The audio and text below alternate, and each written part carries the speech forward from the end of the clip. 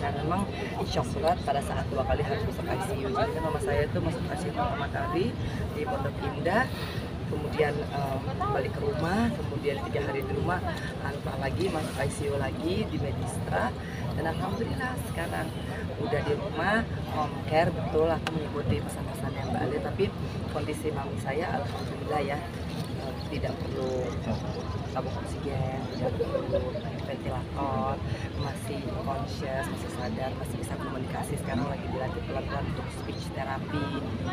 Jadi selang yang tadi terpasang di hidung itu untuk makan dan obat ya? iya, Sekarang udah dilepas? belum. Kalau itu kan ada 2 selang ya, selang oksigen dan selang untuk makanan. Nah, yang masih terpasang itu adalah selang untuk makanan, karena mami saya tuh masih kesulitan untuk menelan. Nah, untuk kasus fenomenia di usia lanjut yang paling membahayakan kan adalah kalau makan dia malah masuknya ke paru. Jadi memang suggest dari dokter adalah bagaimana agar supaya masuknya lewat mulut aja ya Mbak Eci ya, nggak apa-apa. Tapi sudah mulai speech therapy. Speech therapy itu tuh adalah melatih agar supaya tenggorokannya juga bisa punya daya dorong untuk mendorong makanan masuk, dan lidahnya juga di terapi juga agar supaya bisa melakukan gerakan-gerakan selayaknya orang. Sekarang ditemani siapa Mbak Enji di rumah dengan siapa? Akhirnya aku mengikuti sarannya Mbak Ali, aku pakai suster gitu ya, karena memang saya juga harus punya tugas dan kewajiban, karena harus nganterin Keanu juga ke sekolah gitu kan, dan juga saya seorang diri ya, dalam artian saya tulang punggung keluarga. Kalau misalkan saya nggak kerja juga nanti bagaimana dengan mami saya dan juga Keanu. Tapi lillahi ta'ala alhamdulillah rezeki selalu ada, Allah selalu memberikan. Jadi saya masih bisa diberikan kesempatan untuk pertama merawat orang tua. Banyak orang punya banyak duit tapi nggak punya kesempatan untuk merawat orang tua. Jadi, dan kalau saya membayangkan ya, kalau misalkan kerjaan saya kayak dulu, mungkin saya nggak akan pernah bisa ngedampingin mami saya. Tapi kan kemarin tuh 2 minggu penuh saya masih bisa merawat mami saya, dan saya bersyukur alhamdulillahirabbil alamin, ternyata ini adalah nikmat yang besar. Saya masih bisa dikasih rezeki sekaligus saya dikasih waktu untuk merawat.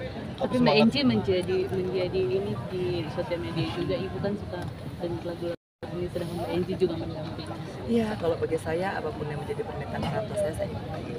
Jadi kalau minta didoain, misalkan tolong ya saya panggilin pendeta, ya saya panggilin. Tolong ya saya pengen dengar lagu ini, lagu gereja ya. Apalah yang bisa saya lakukan untuk menyenangkan hati orang tua saya ya. Bismillahirrahmanirrahim. Allah Maha mengetahui, Allah tahu niat saya hanya ingin mendampingi mami saya di usianya yang ya, tahun ini 75 tahun. Tapi di usia yang 75 tahun ini sekarang lagi sakit, semangat untuk sembuhnya seperti apa sih Mbak ini? Aduh, bismillahirrahmanirrahim ya. Jadi gini, mami saya tuh kan kena demensia. Jadi ketika kena demensia kita punya kesulitan untuk berkomunikasi. Mami sakit, apa yang mami rasakan itu kadang-kadang tantrum. Jadi misalkan kalau saya mau dengar lagu gereja, nah itu mesti. Jadi nanti kalau misalkan kadang-kadang tidak diikuti kemauannya, tensinya naik, itu kan pengaruh ke jantung, nanti bermasalah dengan saturasi oksigennya. Jadi memang kadang-kadang mungkin yang tidak bisa dilihatkan oleh orang yang mungkin tidak melihat keadaan mami saya langsung adalah bagaimana merawat orang tua yang sedang sakit dengan demensia. Jadi kita tak makan gitu kan, dia marah gitu kan, dan kita tetap harus menjaga stabilitas emosinya agar supaya tensinya tetap di 120, 130. Kalau misalkan nggak keikutan maunya dan tantrum, itu yang menyebabkan hipertensi.